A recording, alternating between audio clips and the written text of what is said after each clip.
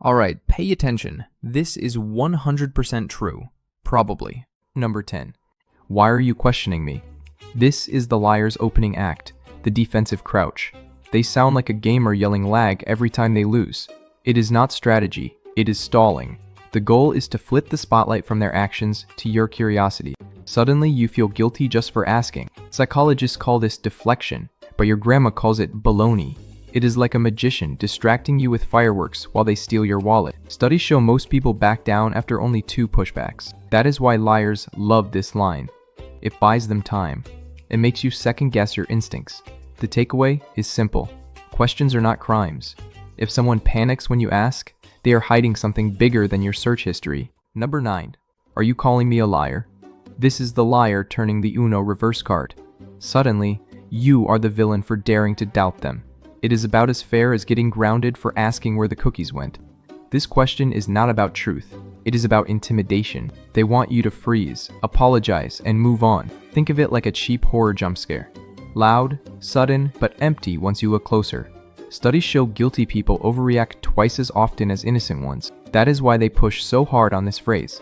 They need you to backpedal fast. But here is the twist. Real honesty does not need to roar. It just calmly explains. If they need to shout, it is not truth. It is theater. Number 8. Why would I lie to you? This is the liar's favorite bedtime story. It sounds innocent, but it is pure misdirection. The question is not an answer, it is a guilt trip. Imagine a kid with cookie crumbs all over their face asking why you would even suspect them. That is this move in a nutshell. It is designed to make you feel mean for noticing reality. According to behavioral experts, liars frame questions to shift blame 80% of the time. It is like a used car salesman telling you trust is more important than brakes. The truth does not hide behind riddles. Honesty explains itself with facts. Dishonesty hides inside a cute question. The punchline here is simple. If the question feels like a hug but smells like trouble, trust your nose. Your instincts are the receipts. Number 7.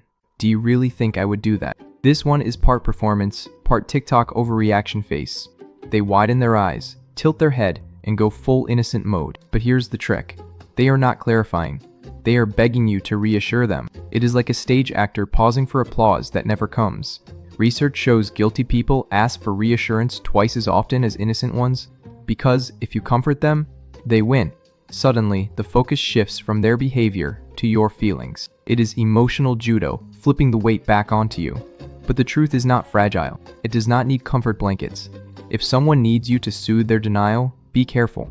You are not the therapist here. You are the detective. Number 6. What exactly are you accusing me of? This is not curiosity. It is a scouting mission. The liar wants to know how much you actually caught.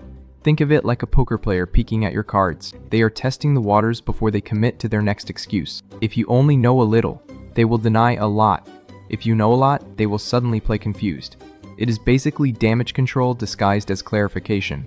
According to FBI interrogation guides, vague accusations make liars squirm faster than facts. That is why they try to force you into specifics. They want to control the battlefield, but honesty does not care about your phrasing. It just answers straight. Remember this rule. If they need to dissect your words like a lawyer, they are probably guilty. Number 5. What proof do you even have? This is when the liar goes full lawyer mode. They stop arguing feelings and start arguing evidence. But here is the catch. Honest people want to clear things up. Liars want to test the strength of your case. It is like a hacker probing your firewall to see where the holes are. If your evidence is weak, they will dismiss you as paranoid. If your evidence is strong, they will pivot into silence or anger. Studies on deception show liars deflect with questions 30% more once they feel cornered. That is what this move is all about. It is not curiosity, it is reconnaissance. The truth does not need you to show your receipts first. It stands up on its own. If they demand proof before offering answers, you are already holding it. Number 4. Who told you that? This is the liar trying to sniff out the leak. They are less interested in truth and more interested in damage control. Think of it like a spy movie where the villain panics about the mole in the organization. Their goal is not to explain, but to hunt down whoever exposed them. Suddenly, the story is no longer about what they did. It becomes about who dared to speak up. That shift is manipulation. 101. Research on deception shows liars redirect blame twice as often as honest people, because misdirection is cheaper than honesty. Honest answers do not care about the source. Only lies do. It is like a criminal blaming the security camera for existing. Do not fall for the side quest. Stay focused on the main storyline, the truth. Number 3. Don't you believe me? This is the liar begging for a shortcut. They want you to skip evidence and go straight to trust. But trust is not a coupon you clip. It is earned through receipts, not requests. When someone drops this line, they are fishing for blind loyalty. It is like a magician asking you to close your eyes before the trick. The only thing you will see is what they want you to. Studies in social psychology show liars appeal to trust phrases 50% more often than truth tellers, because they cannot back their claims with facts. This question is not about belief. It is about control. If you say yes, they win. If you say no, they guilt trip you harder. The truth does not need belief. It just exists. Number 2. Why are you making such a big deal out of this? This is the liar's gaslight starter pack.